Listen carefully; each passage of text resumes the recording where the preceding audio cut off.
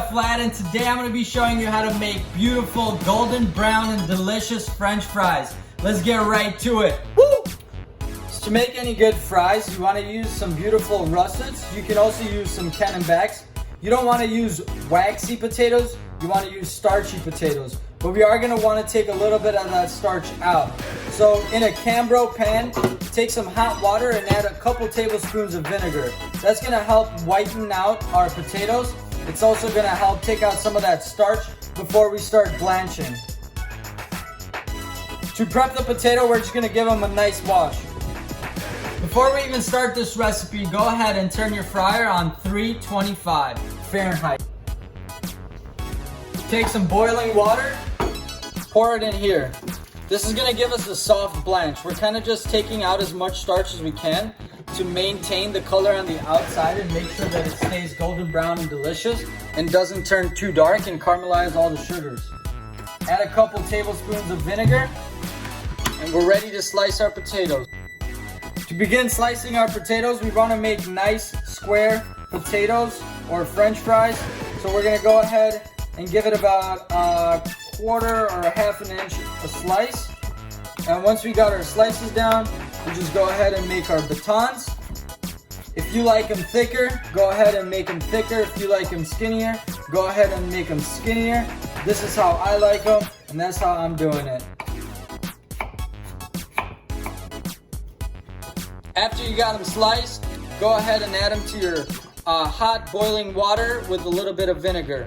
Now this is going to soften them up a little bit. It's also going to release a lot of that starch. It's going to maintain that beautiful color.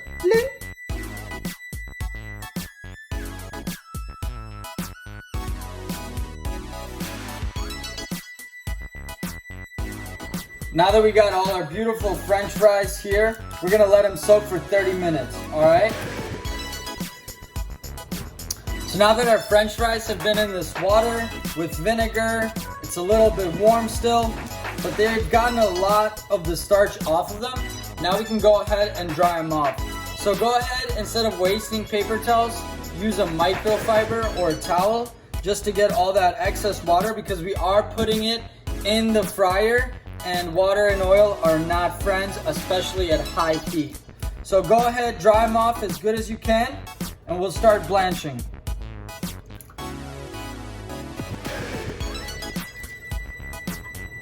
So now that we've dried our potatoes, our oil is heated up to 320 Fahrenheit.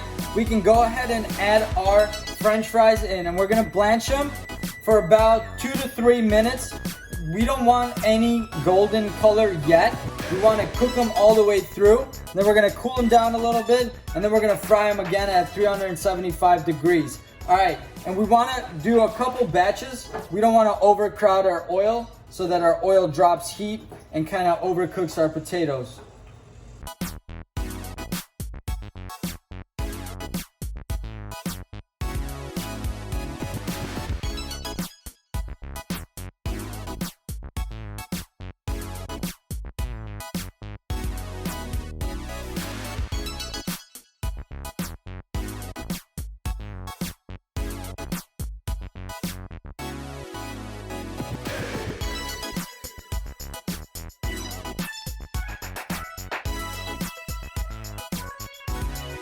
So now that our French fries have been cooking for about 2 to 3 minutes, we can go ahead and pull them and cool them off just a little bit.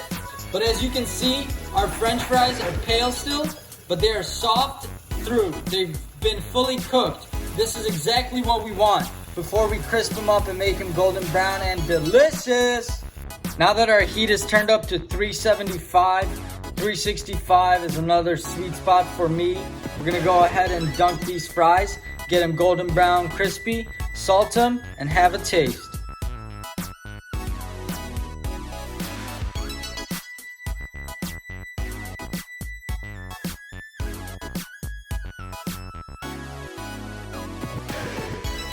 After a couple minutes in the oil, they're gonna look like this. They're gonna get golden brown and delicious.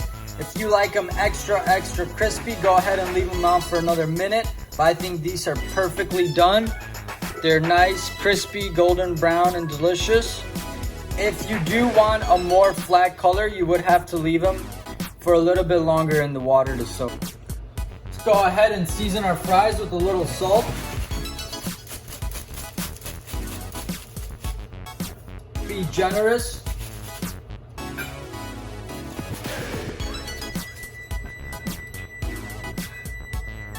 Now, instead of ketchup, I'm a spicy mayo type of guy, and I like a little Taco Bell hot sauce on my French fries.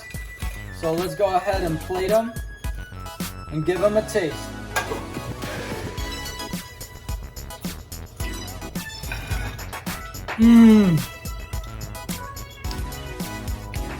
So we just made some beautiful French fries, golden brown, delicious, crispy, a little spicy mayo.